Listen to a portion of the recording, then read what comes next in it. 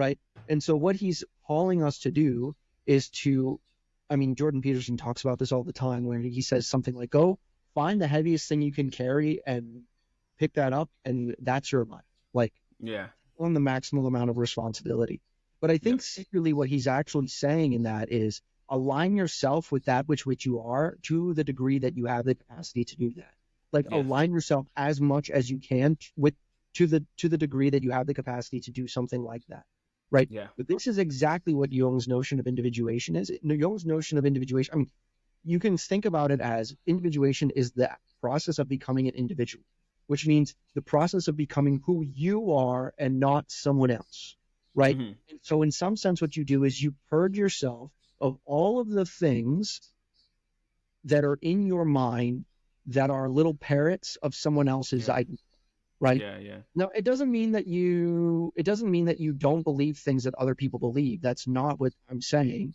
What I'm saying is that really it's something much more like you adopt the responsibility of judging the thoughts that are in your mind, and you keep the things that you think are true. And I think to make this even more clear, it is related to your muse. Think of it as your Yeah, muse. yeah, yeah, Think of it as like one thing I tell people all the time is that I got into physics and math for several reasons.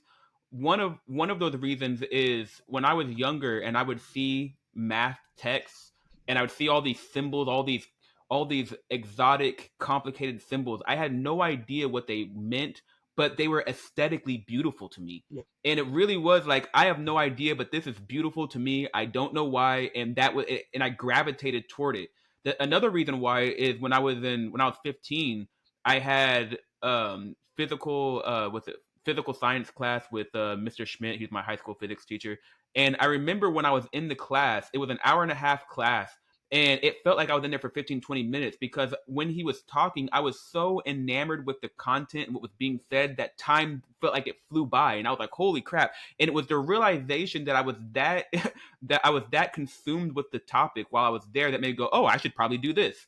yeah, And so it really is like this call is to try to remove the chatter in your mind, quiet it, and listen as sincerely as you can to the things that are speaking to you like your muse that compel you to take action and then follow that. yeah. That's right.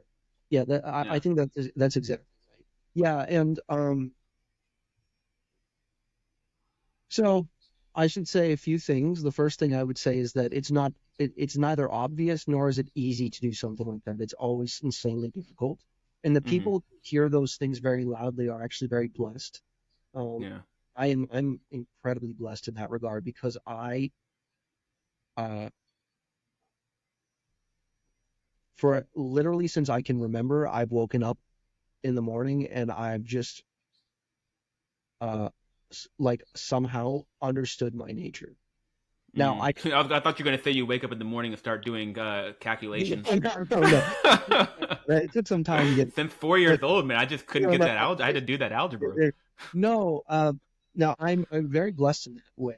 Now, I, um, I would say that uh, I'm bad at that. I can always be better at that. I Yeah. don't. I've never been. I would never. I don't claim to be the greatest steward of my soul that there ever has been. I certainly am Yeah. not. But I am very blessed in regards to the fact that it's always been a very central and prominent figure in my life specifically. You have a Uh, direction. You know, you yeah, you have a direction. You're not lost. You at the very least you know that you should be moving in this direction. Whether or not you're doing it with the expedience that you should be right. doing it with Yeah, is a yeah. different question. Yes, and I've Yeah. never given up on that thing, and I've suffered immensely in its name, and it's been worth it, and I would do it a million times over. Yep. But Same here. Well, one thing I do want to point out is that, like I said, I don't know if I said that in this recording or the previous one, but part of the reason why I've come back to Christianity because I was raised Christian, was that I was raised Christian. I became an atheist in college, and then throughout grad school, when I was getting my PhD, I was an atheist, and then I came back to God shortly after when I became an information theorist or a quantum information theorist.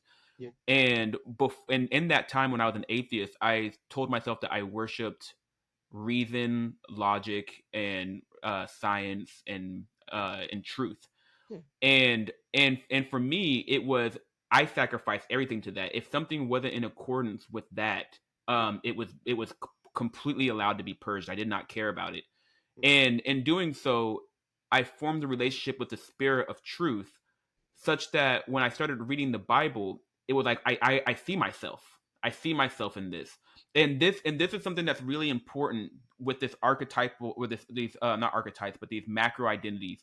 It is the capacity to say that that is me. I am that thing.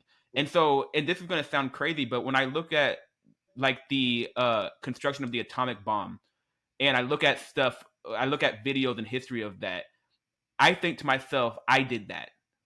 And that sounds crazy, but that depends on what you're allowing to speak for you. Yeah, that's And right.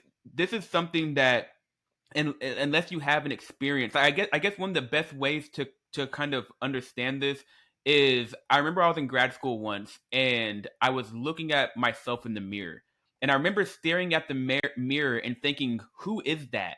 That's not me. And it's like there's this discordance with like, what is this thing looking back at me, kind of like in Neon Genesis Evangelion when,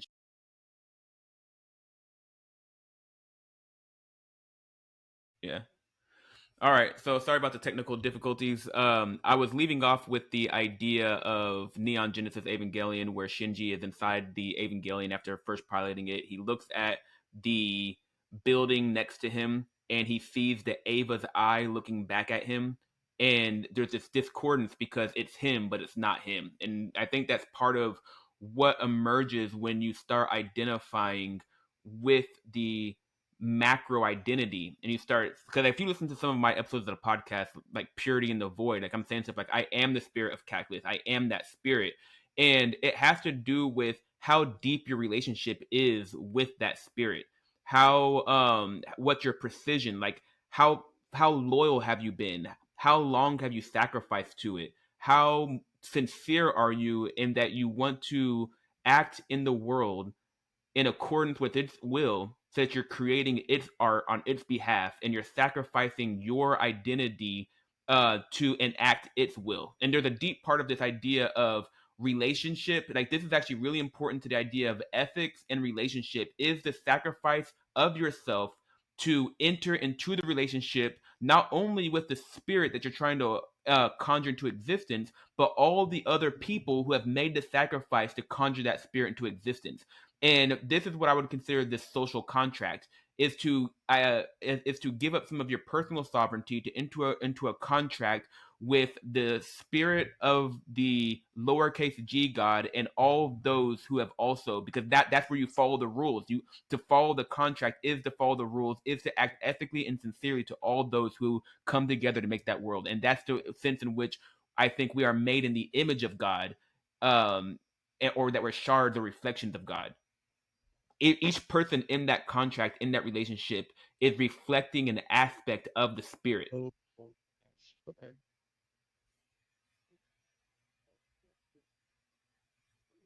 So the neophyte and the person at the top of the hierarchy are both manifestations of that spirit, and as such they are equals.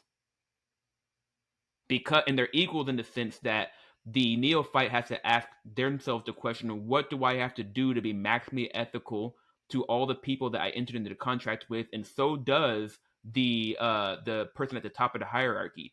And so in that sense, the sacrificing of your personal identity to be aligned with that higher spirit, something greater than yourself, is the way in which you make yourself equal with all of those who enter into the spirit. Yeah, I think that's right. Right. So like, because essentially what you're doing when you enter into that relationship is you agree to subordinate yourself to the rules that characterize the spirit itself, Yep. which is exactly the reason why the, like, in this sense, the Pope and the neophyte are equal. Yes. But it's not that there isn't hierarchy, it's that uh we both agree to submit ourselves to the will of God as he has revealed himself to us. Yes. Yes. Yeah. Yeah, And and of and course, and and the degree to which the people, and so for the neophyte, the degree to which the people who are the stewards of that spirit have maintained a pure, sincere yeah, relationship with it is the degree to which observing from them how to act is the yeah, correct thing to do. yeah, that's right. Yeah, that's exactly right. Yeah. Yeah. Yeah, which is why that's why when you so the thing so I brought up earlier that sometimes like we need to be careful because we need to discern when something has been corrupted. Yeah. And I do think that if you embrace the process of individuation, you will realize that in that you have a natural intuition for what the appropriate expression of the spirit is. Hmm.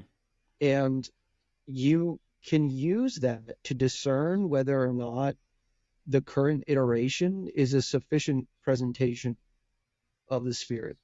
Yeah. And uh, consequently, you might find that the spirit, the contemporary spirit in its expression is so far corrupted that you realize you need to construct the thing on your own. Yes, yes, yes. Um, And also I would say that that ability to have that innate understanding to know what the relationship is with the spirit requires a purity, a sincerity. And so there is a degree to which you have a relationship with the spirit of truth that muse things